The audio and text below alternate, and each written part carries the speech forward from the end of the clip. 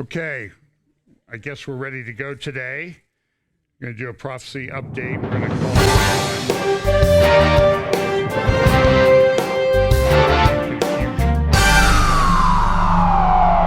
because there sure seems to be, I'm clear that a lot of people are confused. I guess is the best way that I have extreme clarity on that point. We talk a lot about the convergence of events and all these different things that the Bible says are going to be happening towards the end. And there's a lot of disagreement, I will acknowledge, over sequence of events, order of events, and that type of thing. And the best test for who's right will be when it happens, then we can say that was what was prophesied. Until then, we're all sort of engaged in speculation. So that's why I try not to be too dogmatic. I mean, look, I have my views. I try not to be too dogmatic about them. But clarity is important about at least the overall big picture about what's coming. In 1 Thessalonians chapter 5, Paul addresses this, talking to the church at Thessalonica. In 1st and 2nd Thessalonians, Paul spent a significant amount of time talking about the things that are coming. He talked about the coming of the Lord, the day of the Lord, our gathering together. He talked about the rapture. And by the way, I'm going to do a couple conferences this summer on, I think it's July 18 through 20. I'll be at the One in Messiah convocation in Denver. And then in the next weekend, I'll be in Lima, Ohio. And I can't remember the name of that conference. Mike Spalding, pastor Calvary Chapel Lima, is organizing it. It'll be at some event center up there. You can look it up on the internet. We'll try to post it in our comment section on the YouTube video. And I'm going to be talking about, I think some of the, one of my talks is going to be about the integration of Matthew 24, 25, and the Olivet discourses, the different versions of those, and how they relate to passages in Thessalonians. I believe one of my talks I'm going to address teaching that I find to be incorrect, and I'll explain why that the apostasy in 2 Thessalonians chapter 2, verse 3 is the rapture. And I'll go through that in detail. So those are a couple of talks that I'm working on. And I think another one of my talks will come from Romans 9 through 11. So that'll be, in Denver, July 18th through the 20th, and in Lima the following weekend, which I guess would be on July 26th. I'll be speaking on Saturday afternoon. And I also want to thank Pastor Charlie Garrett and the good folks down at the Superior Word in Sarasota last week and last Sunday for putting up with me. It was a wonderful congregation. It was wonderful to participate in their service and take communion with brothers and sisters in the Lord. And it was great to meet all of those people here. So back to 1 Thessalonians chapter 5, Paul talks about what we need for the end times. But of the times, verse 1, but of the times and seasons, brethren, ye have no need that I write unto you, for yourselves know perfectly that the day of the Lord so cometh as a thief in the night. For when they shall say peace and safety, then sudden destruction comes upon them, as travail upon a woman with child, and they shall not escape. But ye, brethren, are not in darkness, that day should overtake you as a thief. Ye are all children of the light, and the children of the day.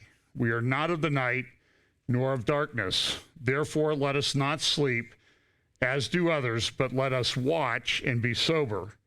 And the word there is nepho, a Greek word. It really means to be free from illusion. Be free from, another way of saying is be free from the intoxicating influences of sin, like the impact of selfish passion and greed, that sort of thing.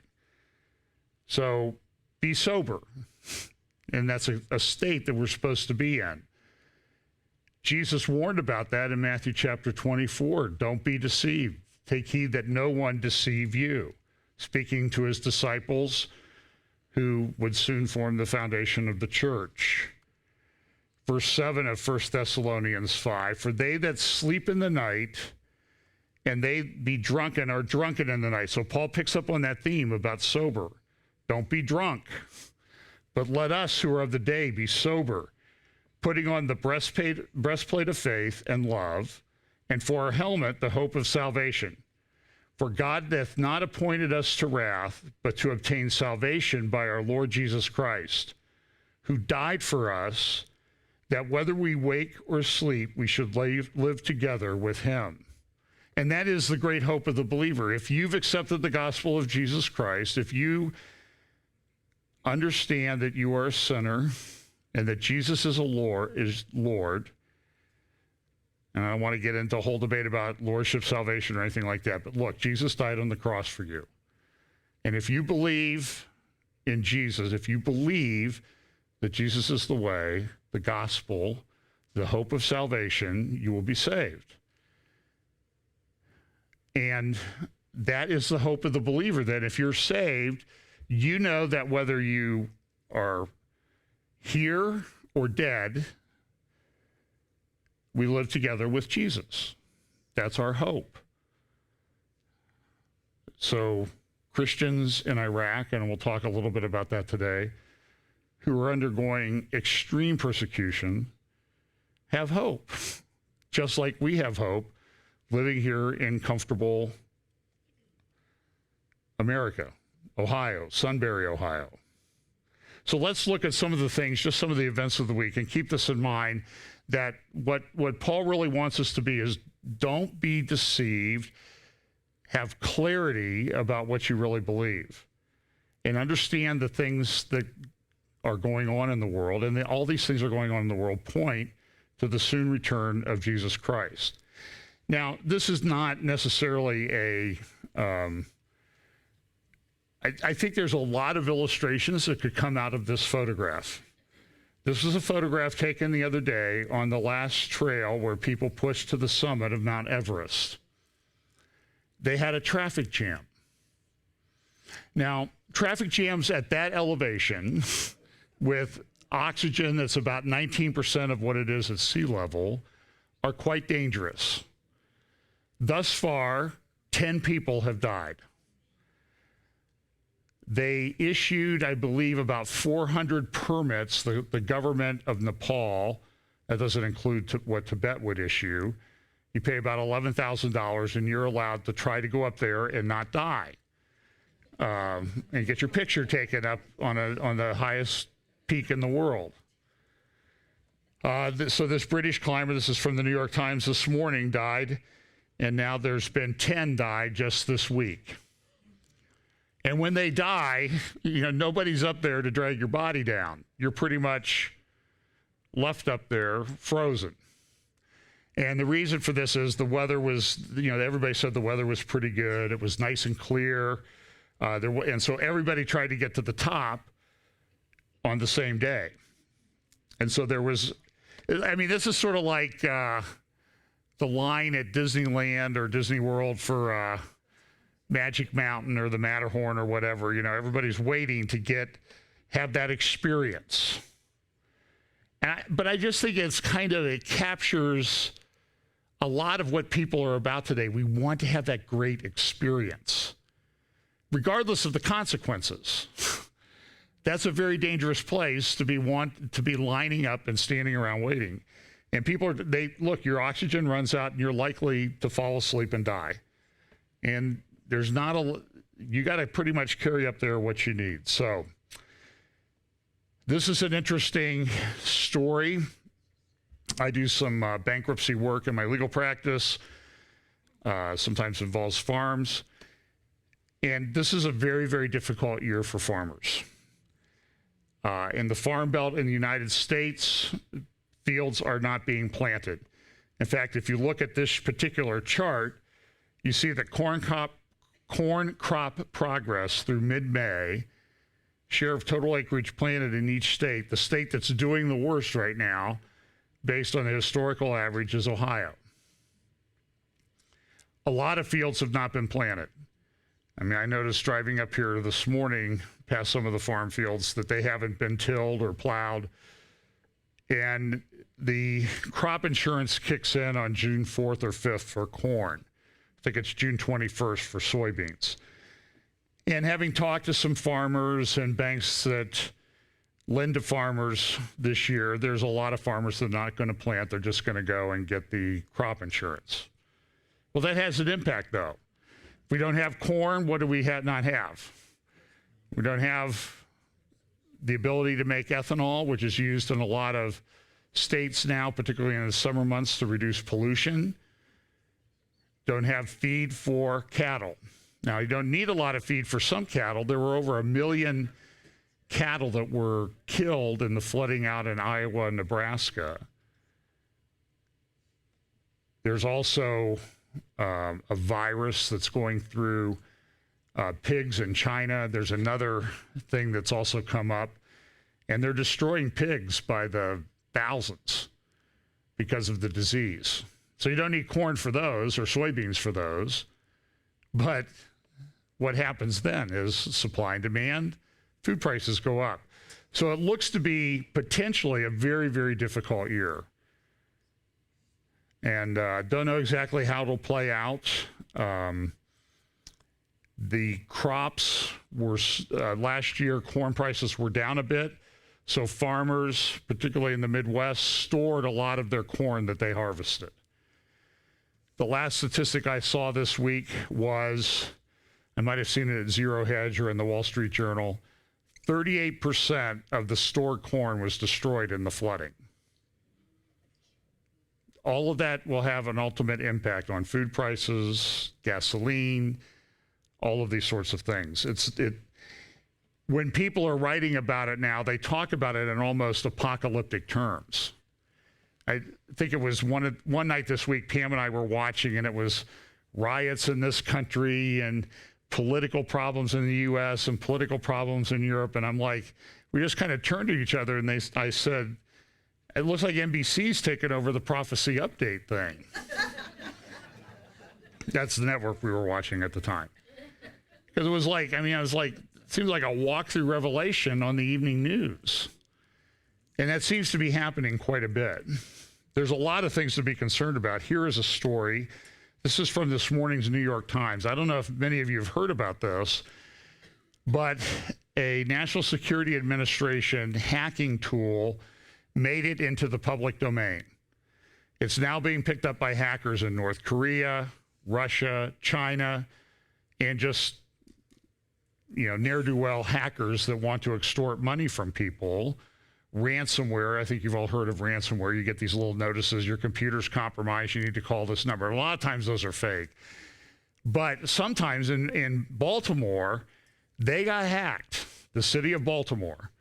And so for several weeks, they've not been able to send or receive emails. They haven't had access to things.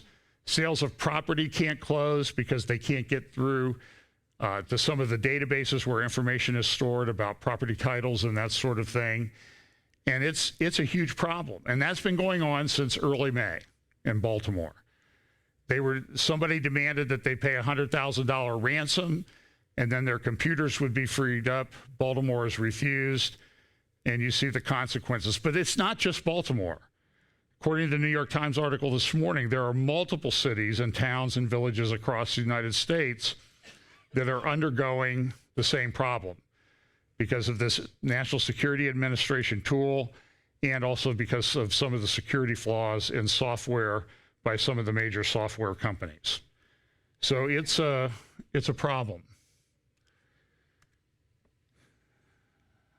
This is a court decision that came out of Canada this week. Doctors had challenged a Canadian rule, that they had to refer patients for what they call elective services like abortion or sex change operations that the doctors morally disagreed with.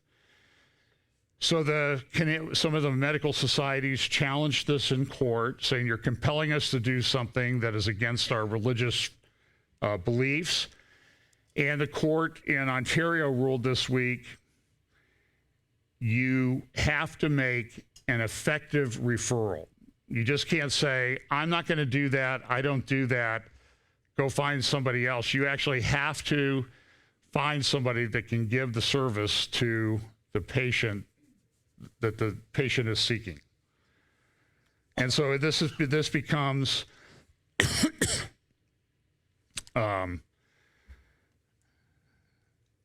this becomes a big problem. This is an article from the Washington Times, A Misnamed Legal Jackhammer Strikes.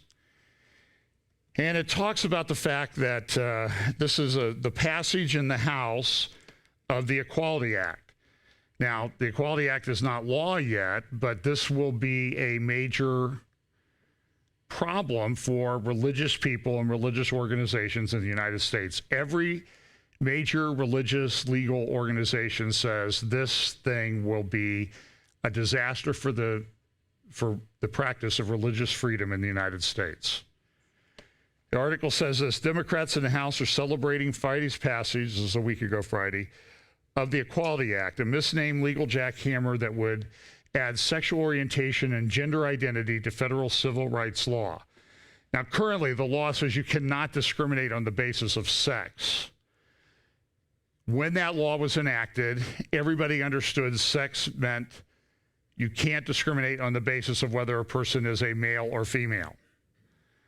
The Obama administration, though, because, of course, they thought they were smarter than everybody that had ever lived on the planet up until that point in time, said, no, sex means gender equality, it means LGBTQ. And some courts, there's a court in Texas that said, no, that's not what it means. So the Democrats, now that they have control of the House, have pushed through. And I think it was co-sponsored by all but 2 Democrats in the House. Like 236 out of 238 or whatever the number is that they have. Some Republicans signed on to it. Now it goes to the Senate. Will it pass the Senate? Are the Republicans going to filibuster this in an election, in an election cycle? Oh, you're against equality? You can see the ads that would come out if you voted against this. The article in the Washington Times says, far from merely expanding the civil rights differences between the sexes or any preference for traditional sexual morality into actionable hate, creating fertile grounds for lawsuits. I left out a phrase there. Far from merely expanding civil rights categories, the act turns any recognition of differences between the sexes or any preferences for traditional sexual morality into actionable hate, creating fertile grounds for lawsuits. And we've already seen some of the impact of this. We see religious organizations that have a practice of only adopting children that come through their agency to male-female couples. Some have changed, and some have completely dropped out of the adoption business because they do not believe they should give a child to a same-sex couple.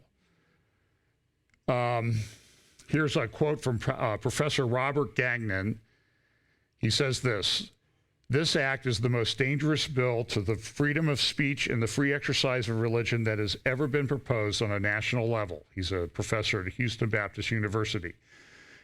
Quote, it will codify into law that you are a bigot, the moral equivalent of a racist, tantamount to being a member of the Ku Klux Klan, who must be shut out of society and, whenever possible, harassed and persecuted for your beliefs. In other words, it will criminalize Christianity, an ongoing process that got a big boost from the United States Supreme Court's 2015 ruling on same-sex marriage.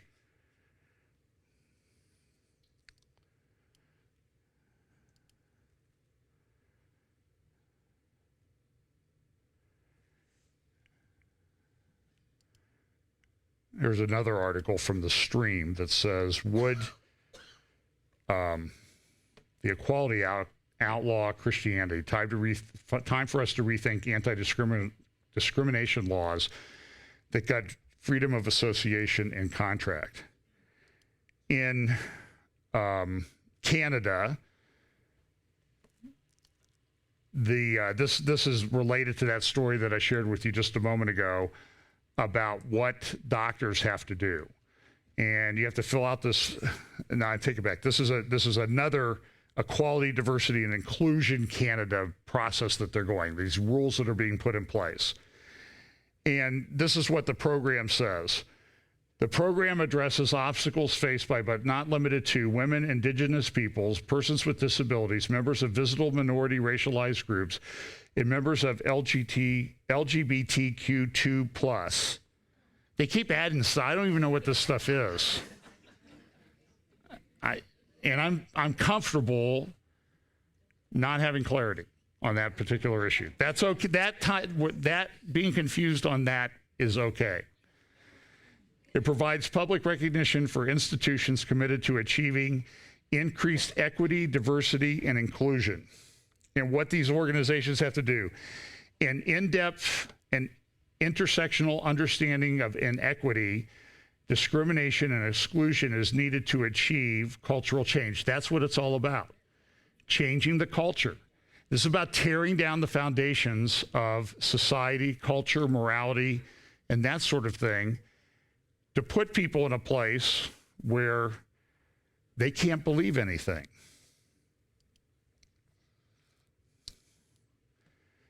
In Australia, this article appeared on one of the legal societies, Christian legal societies things. Why is Facebook censoring a conference on Christianity and religious freedom? They're having a conference. It's called Religious Freedom at the Crossroads, the Rise of Anti-Christian Sentiment in the West, at Sheridan College in Perth on June 14th and 15th, and they tried to advertise it on Facebook. And Facebook wouldn't let them do it. I mean, every week, we post things in different groups that, Prophecy Update or Teaching is Up. And every week I get these notices from Facebook. Hey, promote this post. Hey, we'll give you $20 credit to promote your post and you'll reach more people. And I've resisted doing that because I know people that did that and invested thousands, tens of thousands of dollars in promoting their Facebook pages and their ministry websites, and then Facebook banned them. To me, it seems pretty clear that that's sort of fraud in the inducement, is what we would call it legally. So I've resisted the temptation to have the church spend the money to promote these things, because we spend the money and then Facebook says, oh, well, what you say is politically incorrect. And I don't know, is what we say politically incorrect? I hope so. And here's some of the sponsoring organizations of this Christian conference in Australia. Australian Christian Lobby, Family Voice Australia, Epic Times, Council for the National Interest, Human Rights, Barnabas Funds, Sheridan College. And Christians and things that Christians do are being censored.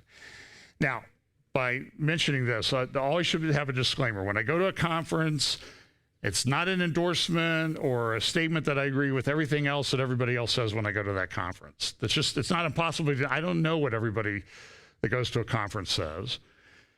And so I know there are some issues about some of the organizations, Roman Catholic organizations behind the Unplanned movie that I'm not comfortable with. But I have to acknowledge that they do stand against abortion. Well, Unplanned, this is a movie. It made a lot more money than anybody thought it would. But what happened was the two largest the two companies, Cineplex and I can't remember the other one, in Canada pretty much control 80 or 90% of movie theaters in Canada, said, you're not going to show it in our theater because the subject matter is just not right.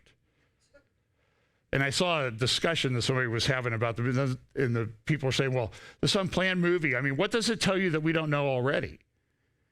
And I guess from my perspective, I would say, well, I hope you don't know how bad and evil and what really happens during an abortion. And if you do know that and you still support it, you're even a worse person than I thought you were. I had a pretty low opinion of you before, but now that you say, well, we all know that we know what happens in an abortion, and you still do it, I have an even lower opinion of you.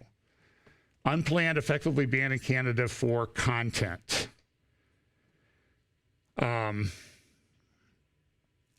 Twitter also went through inordinate efforts to sabotage. This is from the people who put out the unplanned movie. Twitter also went through inordinate efforts to sabotage the film's success hours after the film's theatrical debut. In the early morning hours of Saturday, March 30th, the firm's Twitter account, technically the account owned by the film's single-purpose marketing entity, was suspended. The reason for the suspension has not, to the best of my knowledge, been made clear beyond being accidental. However, when such accidents occur within 12 hours of the film's theatrical debut and after 9 months of ownership, during which time there were 0 suspensions, the glitch is, of course, suspect. Where does this all head?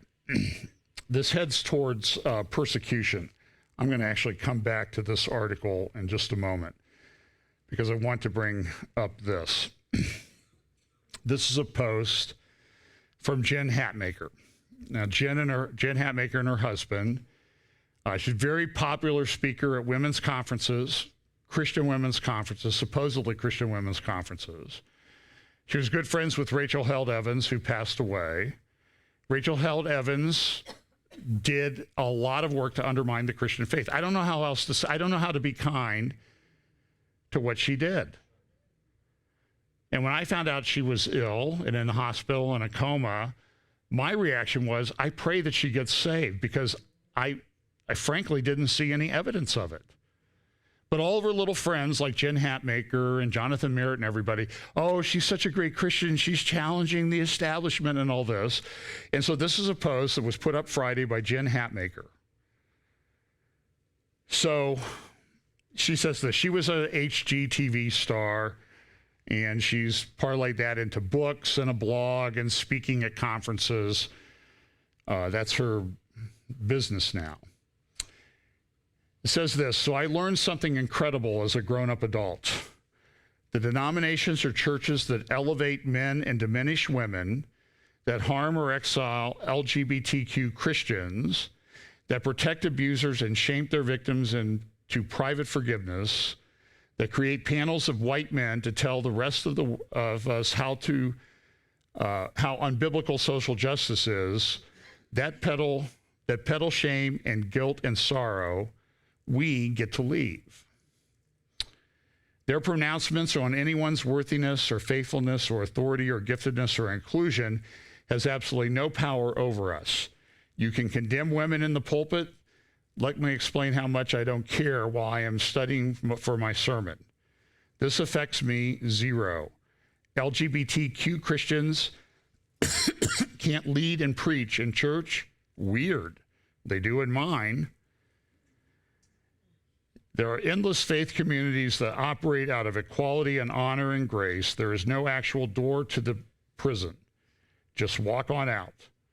They will still be fighting the same fights inside that cell when you are dead, so you might as well choose freedom and joy and life and light in your faith story. Don't be your own jailer. Walk on outside and come see how the rest of us love Jesus and each other. So what are the implications there? If you have a problem with certain of these things theologically, you don't love. You're hateful people. You're bigots. You're racist. You're homophobes, xenophobes, etc. All the phobias. She says this: you will be so welcome. Jesus is worth his salt. He set us free for freedom's sake. You can choose bondage or keep trying to talk them into equality, or keep fighting for a seat at the kids' table, or you can just walk outside in the fresh air. Come on out. We get to leave. Now, one blog I saw looked at this and said, well, if that's what she believes, she shouldn't leave. She should be kicked out. I mean, this is dangerous stuff. This is the stuff that Paul was talking about. We're not children of the night. Be sober, vigilant, have clarity about these issues. It's very troubling. We mentioned Bethel Church. I think it came up in Steve's message today. And some of the stuff that Bethel was into. And this is a picture on Chris Velotten. He's one of the pastors at Bethel, one of their main conference speakers. And they just did a conference in Los Angeles, and they've got another big one coming up. But he had this picture of a tornado in Redding, and it says, "What prophetic declaration does it inspire in you?" And I have one. It came to me immediately. Get to a safe place and get out of that church.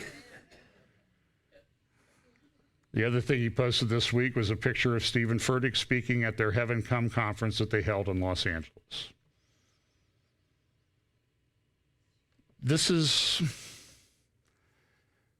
the state of the world. And you know, if you criticize Stephen Furtick, people will crawl up your backside and say, "Well, how dare you, know, so unloving, you're so unkind.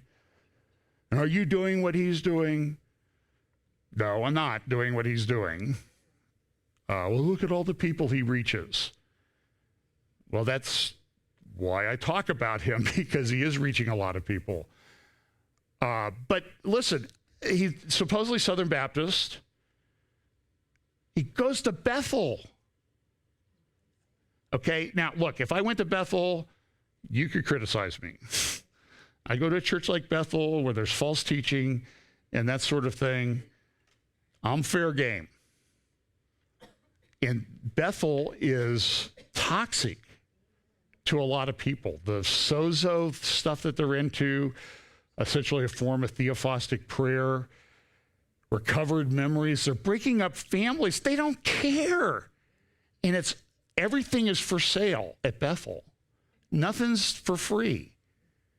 You might get a little snippet of a conference, but I mean, I get ads from them all the time. They're almost as many as I get from like Facebook.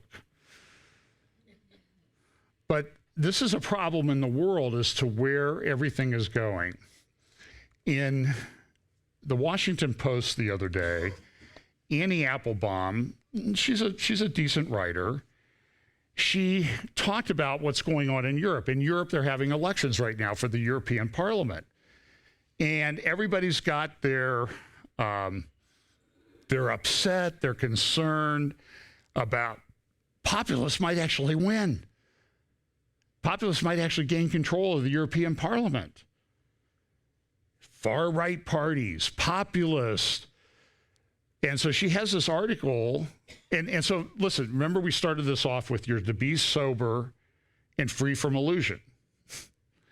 I'm going to read you a little bit of her article, and I want you to think, is she grounded in reality?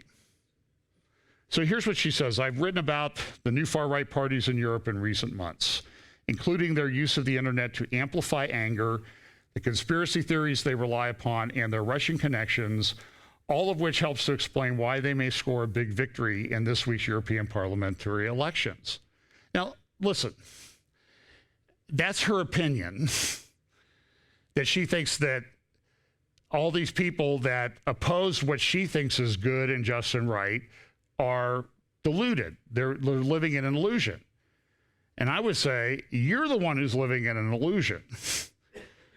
Listen to what she says. But it's worth remembering that there is another side to this story. The politics of President Trump and Russian President Putin and the disaster of Brexit have also produced a backlash.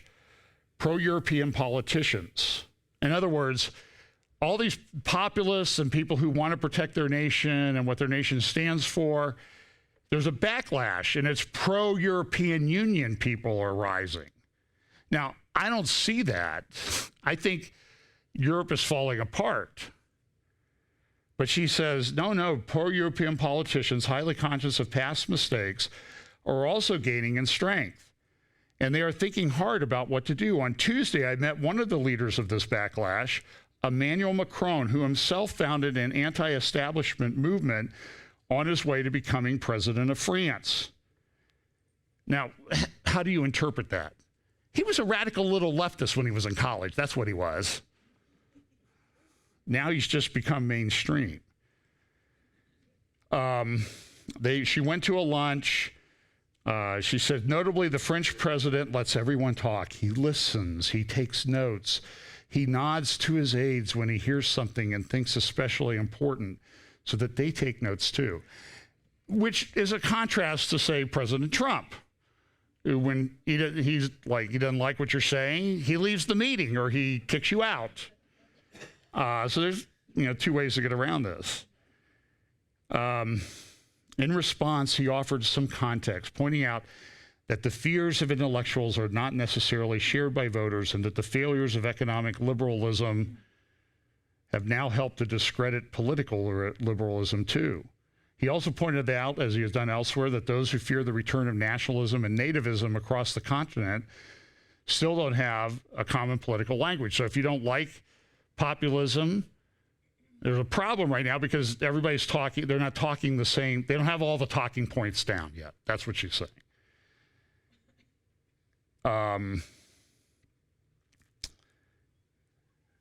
They lack a common set of heroes, a common set of themes. In other words, to use the now unavoidable phrase, they lack a common narrative. Right. They were taken aback because they thought, we've controlled the schools now for decades, and we thought that all these people were going to fall into line. They were going to go along with our New World Order and the collapse of the nation state. And what happened? There's resistance. And I think this is prophetic because, look, even when I look at the Antichrist coming on the scene, he has a lot of resistance. So there's an article in The Economist about a month ago, why Emmanuel Macron wants to abolish ENA, France's most elite college. Annie Applebaum continues on and says this: the only real solutions to this problem, in other words, that there are populists, that there are people that don't agree with me, are long-term. In the past, Macron has talked of creating networks of European universities, schools, and cultural institutions to ensure that every European recognizes their destiny in the figures adorning a Greek temple or in Mona Lisa's smile, as well as similar networks of European police forces and militaries to keep Europeans safe in an era of radical Islamist terrorism, Russian espionage, and U.S. disinterest. He's also talked of ecology and prosperity as goals that in a world increasingly dominated by superpowers can be pursued only if European states work together. And she says some of these ideas are resonating, but it still doesn't seem to be working yet. And she's a little bit concerned about this. And she says, the question is, how fast can this reconstruction of European politics around common positive themes can happen?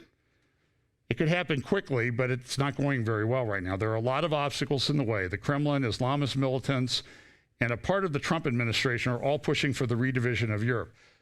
You notice how they lump all these people together, Islamist terrorists and Christians. And, I see this happening all the time. You're the same thing as they are. And it's just nonsense. It's people who can't think on more than one level to say such nonsense.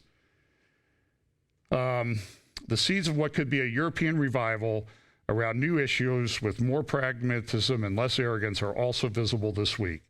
When you read over the next few days about the gains of the far right, remember that its new opponents are part of the story too. In other words, she's explaining in advance why we lost the election, why we were wrong in all of our polls. You always see the polls. It happened in Australia recently. What happened? The more conservative party won the elections. It's like they're going to take over parliament, appoint the prime minister. And everybody said, we didn't see this coming. What happened everywhere? Macron, he was to be our savior. Remember this? And this is my take on that graphic, a little bit, he's not walking on water anymore. And this happens in American politics as well, too.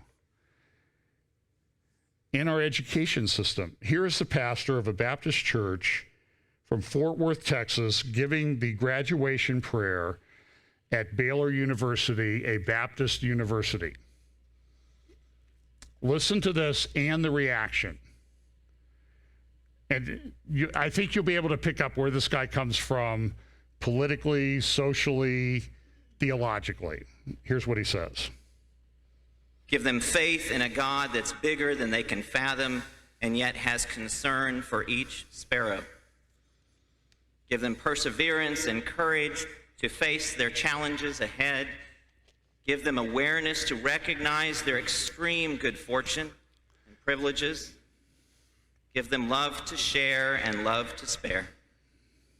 And God, give them the moral imagination to reject the old keys that we're trying to give them to a planet that we're poisoning by running it on fossil fuels and misplaced priorities. A planet with too many straight white men like me behind the steering wheel, while others have been expected to sit quietly at the back of the bus. But God, you are doing a new thing. Praise be, you are doing a new thing through these graduates. Now, do you see the connection between that thinking and what went on at Baylor? There's a church associated with Baylor University Baptist Church, and they came out this week. Even though their conference, their Baptist conference, says no same-sex marriage, they said we support same-sex marriage. You might remember that church. That's a church where the pastor who was an emergent, what was his name, Kyle something, he was doing a baptism at the church, and he grabbed a mic and was electrocuted and killed. This happened about probably 7 or 8 years ago now. He was one of the leaders of the emergent movement. So where does this all lead? Well, this is some articles. This is an article in the Australian on Friday. Political correct freight train was derailed by frustrated voters who finally spoke up. So everybody in Australia establishment was like Annie Applebaum, confused about where are these people coming from? Where are they getting these ideas? Why are they doing this? And this is, I think, an excellent article analyzing it, saying, well, they took Israel Folau, who I apologize, he's from Tonga, not from Fiji. He stood up for his Christianity. His contract was terminated. And a lot of religious people in Australia said, we don't like that, so we're going to vote a different way. And the establishment is like, well, again, we've beat this into your head for so many years and decades in schools and everything. Why are you not getting in line? And part of the problem is the schools. There was a Safe Schools initiative in Australia that was to push transgender, LGBTQ things. And so there were groups that rose up to oppose the sexualization of their children. And this is one of their posters, Save Me from Safe Schools, because of where it's going to happen, or because of what they fear was going to happen to their children. This is Senate Bill 11 in the Ohio legislature right now. Introduced this week, it's called the Ohio Fairness Act. It's to enact the Ohio Fairness Act to prohibit discrimination on the basis of sexual orientation or gender identity or expression, to add mediation as an informal method that the Ohio Civil Rights Commission may use, and to uphold existing religious exemptions under Ohio civil rights law. Now, you want my interpretation of that? That last phrase was thrown in there as cover. This won't have any impact on you people who oppose things on religious grounds. Don't worry about it. Everything will be okay. It was introduced by a Democrat from Lakewood. Here's what the end of the act says, what they're trying to accomplish. Lesbian, gay, bisexual, and transgender individuals are too often the victims of discrimination. They may be fired from jobs, denied access to housing and educational institutions, refused credit, and excluded from public accommodations because of their sexual orientation or gender identity or expression. 2, it is essential that the state of Ohio protect the civil rights of all its residents. Part B, the Ohio Fairness Act is enacted to protect civil rights by prohibiting discrimination against lesbian, gay, bisexual, and transgender individuals. Oh, by the way, this act upholds existing religious exemptions currently in Ohio law. But what do you think some of the courts are going to do with this? I mean, listen, I'm a trial lawyer. I've been in the courts. I don't think I want to see a judge have this thing in front of him and make a decision about whether this equality and fairness or your religious freedom is protected. I think that that's going to go a certain way. And this is a problem. This is a Christian persecution. This is how these things happen. Have you noticed everywhere you look, there's these laws? I mean, there's a clear divide on abortion in this country, and everything has come to a head.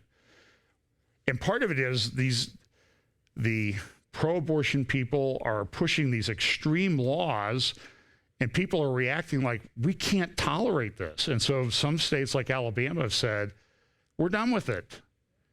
We're challenging Roe versus Wade. And it's, by the way, it's a horrible decision. I remember I had a leftist, left-leaning professor in law school over 40 years ago. Roe was only a few years old at that time.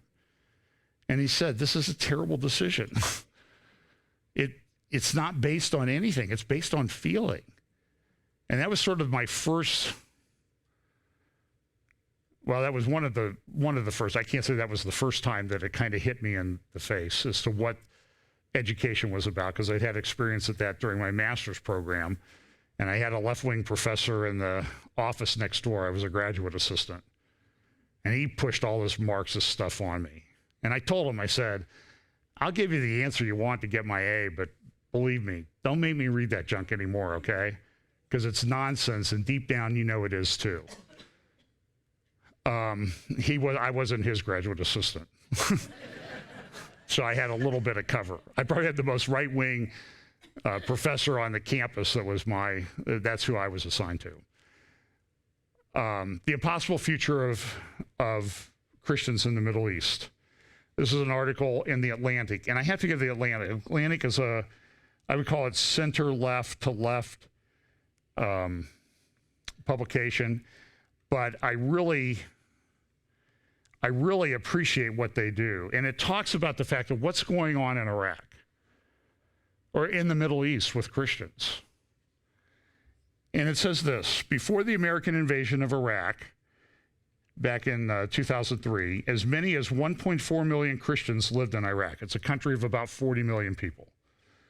Today, fewer than 250,000 remain, an 80% drop in less than 2 decades. The precarious state of Christianity in Iraq is tragic on its own terms. This is a left-wing publication noting this, a left-leaning publication. The world may soon witness the permanent displacement of an ancient religion and an ancient people. Those indigenous to this area share more than faith. They call themselves Sariah and claim a connection to the ancient peoples who inhabited this land long before the birth of Christ. But the fate of Christianity in places like the Nineveh Plain has a geopolitical significance as well. Religious minorities test a country's tolerance for pluralism. A healthy liberal democracy protects vulnerable groups and allows them to participate freely in society. Whether Christians can survive and thrive in Muslim-majority countries is a crucial indicator of whether democracy, too, is viable in those places. In Iraq, the outlook is grim, as it is in other nations in the regions that are home to historic Christian populations, including Egypt, Syria, and Turkey. Christians who live in these places are subject to discrimination, government-sanctioned intimidation, and routine violence. And then this is from The Atlantic. They do, however, have an influential and powerful ally, the United States government, which under President Donald Trump has made supporting Christianity in the Middle East an even more overt priority of an American foreign policy than it was under George Bush or Barack Obama. Since Trump took office, the Nineveh Plain has received significant amounts of investment from the U.S. government. And pray for, I know people who've been to that area. Pam and I have a friend named Mark from South Africa who goes there to witness. People are coming to know the Lord. People are getting saved in that region, and it's good. But there is a connection between, so you sort of see the lead up to how this Christian persecution happens. Jesus told us in Matthew 24 that it was coming. And in fact, what you can expect is that the most severe persecution, frankly, in my opinion, will come from the people who write that "we can leave" post on Facebook and that preacher who prayed that prayer. They'll be the ones that will come after you the most because they'll claim the name of Christianity, oh, look how holy and just and righteous and social, we believe in social justice, et cetera, et cetera. And they'll be the ones to watch out for. And Jesus told us that this was coming. But there's a connection too, though, between what goes on with Christians and persecution of Jews. Now, I have to give, this was a strange week. It was sort of a slow news week, but so it allowed me to do some deep reading on some different subjects. And it also allowed me to read things I might not normally read. But here's an editorial from the Los Angeles Times. Now, spent a lot of time in Southern California. The Los Angeles Times is not a Christian-oriented or conservative publication. I can assure you of that. But they did publish on the op-ed page the other day an op-ed called "A False Narrative of Race in Israel." Now, what this gentleman does in his article, his op-ed, is he takes on Mark Lamont Hill. He was for a long time a CNN commentator, but even CNN said, well, some of your stuff sounds pretty anti-Semitic. From the river to the sea, Palestine will be free. That sounds like you really want to wipe out Israel. You wipe out Israel, you wipe out Jews. We really can't, even CNN couldn't tolerate that. He's a professor at school in Philadelphia, either Temple or University of Pennsylvania. I think it's Temple. But listen to what some of this says. Along with resurgent identity politics in the United States and Europe, there's a growing inclination to frame the Israeli-Palestinian conflict in terms of race. And this is what they do. This is what the Antichrist will do. According to this narrative, Israel was established as a refuge for oppressed white European Jews who in turn became oppressors of people of color, the Palestinians. I am Mizrah, as are the majority of Jews in Israel today. We are of Middle Eastern and North African descent. Only about 30% of Israeli Jews are Ashkenazi or descendants of European Jews.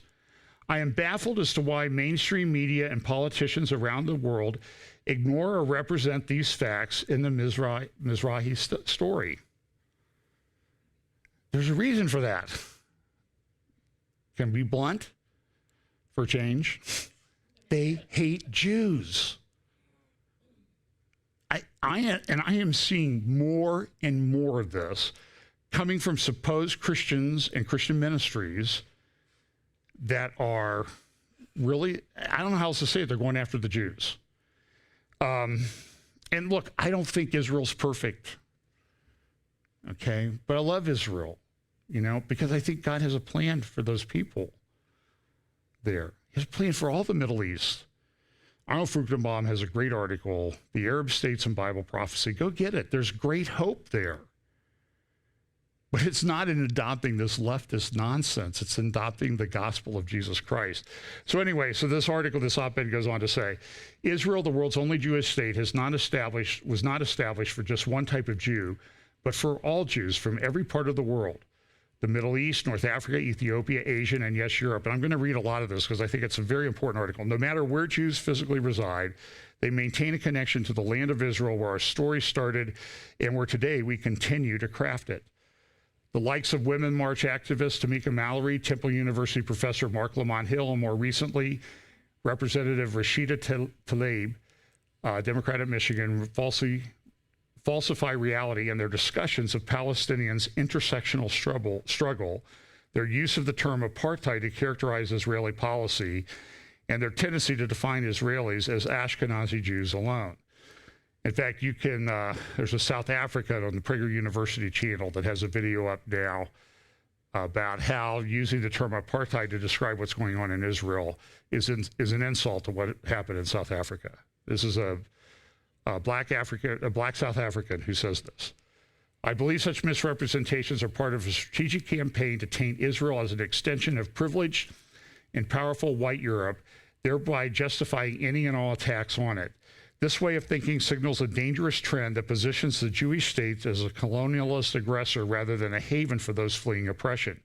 Worse, it all but erases the story of my family, which came to Israel from Iraq and Tunisia. And if you go to Israel and you talk to Jewish people there. I came from Yemen. My family came from Yemen. We came from, they came from all over the Middle East. Why? Because Jews were expelled from all over the Mideast after 1948. They always, the Palestinians were kicked out of Israel. There was a similar number kicked out of all the countries, and all the Arab countries, Muslim countries in the Middle East. For most of its history, the Mizrahim have been without sovereignty and equality in the Muslim world. In Iraq, despite being equal citizens on paper, my family experienced ongoing persecution. The first organized attack came in 1941. The brutal Farhud, a Nazi-incited riot that claimed the lives of hundreds of Jews and forced the survivors to live in fear. He says his great-grandfather was accused of being a spy. Any erasure of the Mizrahi's experience negates the lives of 850,000 Jewish refugees just like them, who even in the successor states of the Ottoman Empire of the early 20th century were treated as dhimmis, an Arabic term for a protected minority whose members pay for that protection, which can be withdrawn at any time. And then he goes on to talk about Ethiopian Jews as well. Seth Franzman has a good article noting this editorial and responding to Mark Lamont Hill's position.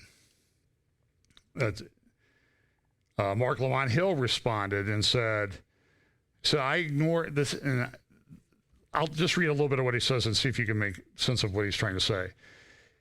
In the article, he says, the people like me ignore the racial diversity of Israel by framing it in as a purely white European space. He also cites our invocation of intersectionality as further evidence of it. While he's right that we cannot ignore Mizrahis, I'm baffled as to the basis on which he claims I, or Talib, have ignored Mizrahis or the racial diversity of Israel. I have a thing called Black in the Holy Land, which is about race in Israel-Palestine. What he ignores, however, is the racial and political project that transformed Palestinian Jews who live peacefully with other Palestinians into the 20th century, identity category of Mizrahi as a means of detaching them from Palestinian identity. What's he trying to say? You're Palestinians, you're not Jews. But they didn't come from Palestine. There was no Palestine then. It's insanity, and so it's something that you should look at, because I think this is something that is going to increase as we go forward. Peace plan. Palestinians have already rejected what Trump's going to do. There's going to be a conference in Bahrain starting around June 25th. Palestinians have said, we're not coming. We're not going to go there. It's to lay out the economic aspect of the Trump plan, the Trump deal of the century. The political and land aspect, I guess, will come later. If it ever comes at all, I don't know. This thing's been delayed and delayed and delayed and delayed. So I'll believe it when I see it. But supposedly there's a conference, and Qatar and Saudi Arabia and a lot of countries have said, we're going, and they're encouraging the Palestinians to come as well. Good news, the Trump sanctions on Iran have caused, I believe that the income that flowed to Hezbollah has gone from about $1 billion to under $600 million. So it's having some impact on what Hezbollah can do. The Caroline Glick has a good article last week at Breitbart. The Trump peace plan must give Israel full control of Area C. And she starts off with this, what happened just a year ago, May 14th, 2018, 70th anniversary of the birth of Israel. Trump opened the U.S. Embassy. That's been applauded by a lot of people. Here's a short clip of Prime Minister Netanyahu at a Friends of Zion event and what he had to say about that. It was put on by the people that run the Friends of Zion, or I think it's the Friends of Zion Museum in Jerusalem. A country like Israel needs alliances too. And as we make those alliances with the Arab world, in Asia, in Africa, in Latin America, as we make those alliances, we never forget the indispensable alliance, the alliance with the United States that precedes all else and is important as nothing else. We value this, we cherish this, and we want to keep on expanding it. And David, I suggest that in the coming year, you and I will continue the talks we've had and talks that I've had in Washington, how to make sure that what we see today is not on a sliding ramp, that we move forward and get to the altar. Let us move forward and cement the Israeli-American alliance as never before, so it stands for all time. And Caroline, in her article, so she cites that event and what happened. And then she kind of goes through a little bit of the history of the development of the Mandate for Palestine. And really, if you'll notice, the land really included all of modern-day Jordan originally. In 1922, at the San Remo Conference, it was split. Israel, Jewish Palestine, the Jewish state was supposed to get everything west of the Jordan River and the Dead Sea to the Mediterranean. That never happened. But everybody who was anybody signed on to this plan back in 1922. And based on my research, it appears that this is the only really true legal document that governs the whole situation. What happened at San Remo in 1922. That's where everybody agreed. In other words, you know, the legal thing is you can't have a treaty or a contract unless there's a meeting of the minds. There appears to be a meeting of the minds in 1922 that it should have been divided this way, but it wasn't. So now we have the Palestinian state, Transjordan. We have Gaza, and now they want one in the West Bank. So it's not a two-state solution that they're talking about. They're really talking about 4 states, 3 of which are Palestinian majority. So just keep that in mind. So these people that, oh, we have to have a two-state solution. We have to have a two-state solution. They don't know what they're talking about. There's already a two-state solution. You want a 4-state solution. Be honest about it. Because you know that Gaza and Hamas and Fatah, they're never going to get it. They're never going to get together. And so here's a copy of the Mandate for Palestine. Caroline in her article says this: when it is asked what is meant by the development of the Jewish national home in Palestine, it may be answered that it is not the imposition of a Jewish nationality upon the inhabitants of Palestine as a whole, but the further development of the existing Jewish community with the assistance of Jews in other parts of the world, in order that it might become a center in which the Jewish people as a whole may take on the grounds of religion and race and interest and a pride. But in order that this community should have the best prospect of free development and provide a full opportunity for the Jewish people to display its capacities, it is essential that it should know that it is in Palestine as of right and not on sufferance. So it's a great article. You can look that up at Breitbart. Now, Prime Minister Netanyahu, in his talk, and he's getting a lot of pressure from people within the Israeli establishment. There's a group called Security First, that's former IDF officers and leaders, and they want to divide up the West Bank. They don't want an annexation of any of the territory in Area A, B, or C. Here, this is a map. The white area is Area C. The brown area is Area A. That's under full Palestinian control. When you enter those places today, a big red sign with white lettering. Entrance is strictly forbidden. This is under the control of the Palestinian Authority, and it's against the law for citizens of the state of Israel to enter. You're not allowed to go into those areas. And that sign is everywhere. You drive from Jerusalem down to Jericho. I mean, you really go down. It's downhill all the way. There's a sign there. And so the brown areas where the Palestinians have full control, they have certain control in the yellow areas, and then there's Israeli control over the area in white. So this is what it looks like when you combine Area A and B, and this is what it looks like. And so Netanyahu has said, I'm going to annex some of these areas. The former IDF leaders who support security first. They come out and say this is a disaster. We have to have a two-state solution. This two-state solution is the only thing that will work. Secretary of State Pompeo addressed this the other night at the Israeli embassy in a ceremony to celebrate Israel's 71st birthday. The White House has a vision for peace between Israel and the Palestinians, which we will unveil this summer. It offers an opportunity, although no guarantee, that we hope we can have a brighter future for the Palestinian people. I'll close by returning to David Ben-Gurion.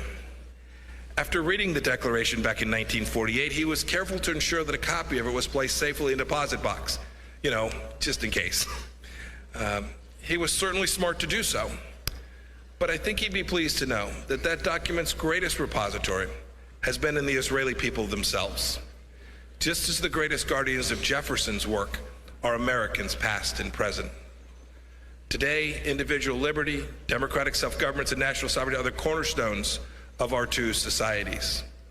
And along with our Judeo-Christian heritage, they underlie our country's permanent, excellent relationship. I'm confident that this will continue into the future. And I want to say to all here tonight, happy Independence Day. Thank you for being here, and may God bless you all, Israel, and the United States of America. Thank you. Well, I think sometimes when these things are happening, there's all this push for peace and security and peace and prosperity. That's some of the terminology that Jared Kushner and his team are using about prosperity. Got to bring prosperity to the Palestinian people. Sometimes I think it's good to go back and look at what some people have said in the past. This is an article that it's at the JCPA, Jerusalem Center for Public Affairs, jcpa.org, Israel's Critical Requirements for Defensible Borders. It was written by Moshe Elan. I think Dor Gold also participated, former ambassador to the United States, also participated in drafting this document. You can look it up on the internet. It sort of lays out why we have to have defensible borders. It looks at the language of Resolution 242. This was adopted in 1967 after the Six-Day War by the UN Security Council. And it says we need to have, Israel needs to withdraw from territories. Now, it does not say, because and if you look at the history of how this is enacted, and it's laid out quite well in that JCPA article paper, it's about 170 pages long. It lays out what happened with this language. How did this language come about? And it says from territories. They will withdraw from territories, not from all the territories, not from the territories occupied in 1967 after the war, but from territories. In other words, it always presupposed that there was going to be an agreement. And this is the problem. This is the security situation.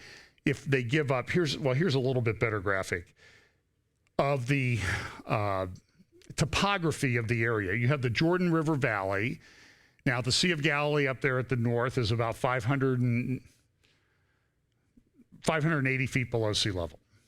The Dead Sea is over 1,300 feet below sea level. The shore is the lowest spot of land below sea level on planet Earth.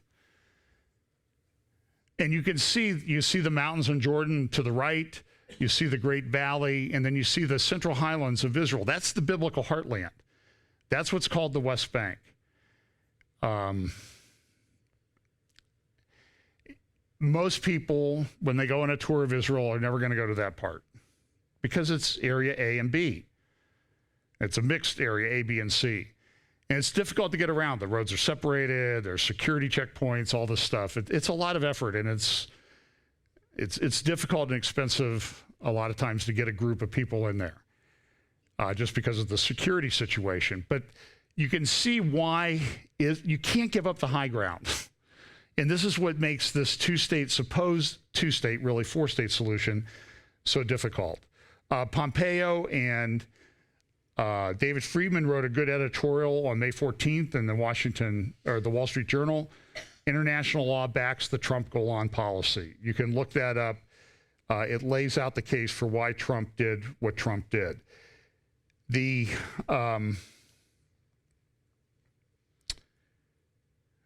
Another editorial in the Los Angeles Times, maybe their regular left-wing editorial page editor was on vacation and these things slipped through the cracks.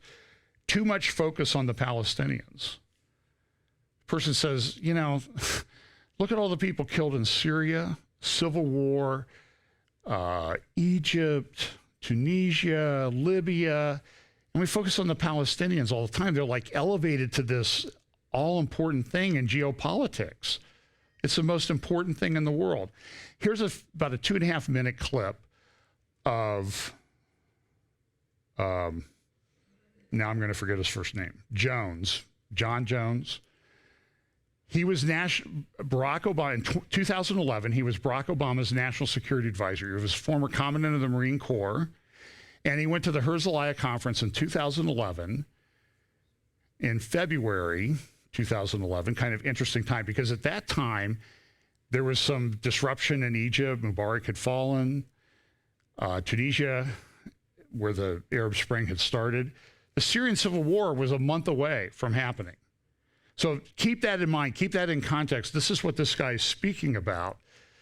This is when he's speaking. We know that Obama went to Cairo in 2009, and personally, I think lit the match that led to the Arab Spring coming to fruition in late 2010.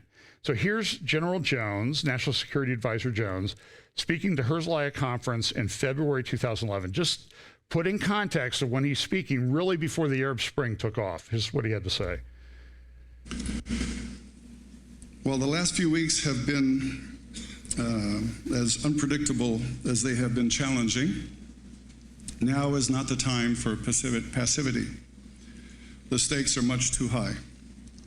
For Israel, for the Palestinians, for the region, and without fear of exaggeration, for the world that we all live in. And that is a peace process that shows some promise of near-term progress. To me, this is the one thing that could have the local, regional, and global impact that is now a matter of urgent necessity. The status quo in the relative term and in the near term is not in Israel's interest, nor is it in the regional interest. The demographics, the political situation of a failed peace process undermines Arab moderates. Economic constraints will result in economic development that incites the young and hopeless class that is seeking to have a better future. Along security matters, historically, the walls that have been built have proven themselves to be temporary solutions, certainly a respite from suicide bombers, but not from rockets. An Iran that could be empowered. The Middle East peace process is the one thing, and most definitely the one thing that it does not want. But the continued and growing isolation of Israel is a real concern. The number of countries that might ultimately recognize Palestine might exceed the number of countries that recognize Israel, which is certainly not a desirable outcome. Well, he goes on, and here's what else he said. And this was cited in a number of articles this past week where people were writing about this. And it was cited in this article, op-ed in the Los Angeles Times, too much focus on the Palestinians. General Jones said this at the Herzliya conference: I am of the belief that had God appeared in front of President Obama in 2009, by the way, and one of the comments that I read that cited Jones' speech said, well, yeah, God appears to Barack Obama every time he looks in the mirror. Think about it. So anyway, but listen to what he said. This you have to understand, this is the mindset that's operating about this supposed two-state, really four-state solution. I am of the belief that had God appeared in front of President Obama in 2009 and said if he could do one thing on the face of the planet and one thing only to make the world a better place and give people more hope and opportunity for the future, I would venture that it would have it would have something to do with finding the two-state solution to the Middle East. Now, do you understand the significance of this? Was our national security advisor, the U.S. national security advisor, talking about this is the central core issue in geopolitics. This is what will give hope to the world. This is prophetic in the way that the focus of the world is on this area and will continue to be until the Prince of Peace returns. You see people knocking this, though. You see this article from Jerusalem Post, why Trump's peace plan is certain to fail. Buttigieg, I sort of call him the, I don't know what name I should give him, the Pharisee of American politics, knocks Trump's decisions on Jerusalem and Golan because, of course, he's mayor of South Bend, so he's smarter than anybody else.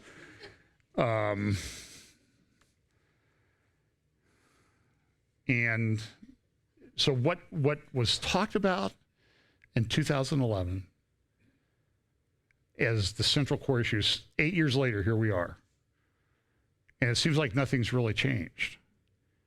But now it's kind of ratcheted up with, U.S. is sending money to the Arab states, sending arms to the Arab states, talk of putting more troops there. Iran's upset. There's sanctions. They're having an impact. And the whole situation is fairly volatile.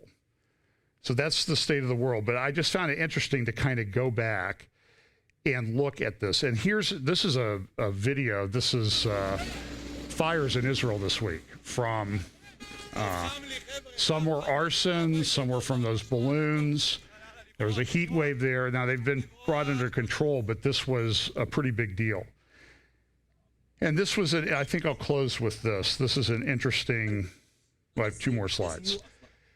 This is a Lebanese journalist speaking on Lebanese TV, and he talks about the situation in Gaza. And he says, listen, this was started by Hamas. They launched rockets. This is a pretty brave guy to go on Lebanese television, where Hezbollah really controls a lot of most everything, and says the blood is on the hands of Hamas here. They launched all these rockets into Israel. They've thwarted all the opportunities for peace. And as a result, we've ended up with a prison called Gaza. They were given Gaza. The peddling of blood, he says, of the people of Gaza must stop. This battle was started by the Islamic Jihad, not by Israel. And the interviewer goes, well, no, excuse me. He says, this battle was started by the Islamic Jihad. The Islamic Jihad and Hamas had been in Cairo from Thursday discussing a ceasefire. On Friday morning, the Islamic Jihad decided all on its own to shoot at 2 Israelis, which led to this battle in the Gaza Strip. No more peddling of the blood of Gazans. Israel was forced into this battle, which it had no interest. Israel unilaterally withdrew from Gaza in 2005. And the interviewer, she comes in, oh, wait a minute. What are you saying? The attacks, I can't believe you're saying this. Did you hear about 2009? Did you hear about 2014? And he says this, but how did the war start? The Palestinians should have turned the Israeli withdrawal from Gaza into opportunity for a national Palestinian compromise. Instead, Hamas opted for a coup in 2007 and for civil war. Instead of a two-state solution, we now have a three-state situation, a Muslim Brotherhood state in Gaza, a Mahmoud Abbas state in Ramallah, and an Israeli state in Israel. As long as there are 3 states, there cannot be a two-state solution. This guy is, I agree with him. The resistance should realize what the natural solution for the Palestinian issues is. Hamas and the Islamic Jihad have thwarted all opportunities for peace, and it ended up in a prison called Gaza. And then this week, we saw this posters released by ISIS. London attacks coming soon, and then a picture of just terror, fight them in your country. I think that's of New York. And at the same time, Iran's quadrupled production of enriched uranium amid rising tensions with Trump. And as a result, Trump sent $8 billion plus in arms to Iran. And look, a couple things. We have a lot of bases in the Middle East. We have a lot of firepower there. But I will tell you, every geopolitical George Friedman and other geopolitical and analysts have said an invasion of Iran would be insane. It's essentially a fortress country. It's surrounded by mountains. They have 80 million people. They have some pretty good paramilitary troops. It would be incredibly unwise to launch an invasion of Iran. And hopefully cooler heads will prevail in this situation. But the cooler heads are not existent over at the Washington Post, which says this, has an article in this morning's paper. In the B section, page 5, this is how a war with Iran broke out in August 2019. And they go through a scenario as to how war starts. And they cite historical things like, well, how did World War I start? Did anybody think that the assassination of the Crown Prince of the Austro-Hungarian Empire in Sarajevo would lead to World War I? Well, it did. And we know there's war coming. We just don't know exactly what the trigger is. I talk to people about this a lot. What's the trigger for these wars? The answer is we don't know. Pay attention because they're coming. And then this, I'll finish with this. Foreign policy says this, be afraid of the world, be very afraid. This was an article this week in one of the leading foreign policy things. And it says these are the main problems that we have. Climate change, the death of the two-state solution, the demise of the EU, nuclear crisis with Iran, and the collapse of the American and Asian alliances. All things that I've pretty much talked about today. So, interesting time. So this is where we are. So be aware, stay in your word, share the gospel. Let's pray and let's get out of here for the holiday. Father, thanks so much for your word. Thank you for your guidance. Thank you for the gift of Bible prophecy so that we can have clarity and not be confused about the rather chaotic situation that we see going on in the world around us, that all of these things must happen before the end, but that the end will be the glorious return of Jesus Christ to set up his kingdom here on the earth, to rule and reign for 1,000 years. Bless us this week. Give us the opportunity to share the gospel. In Jesus' name, amen.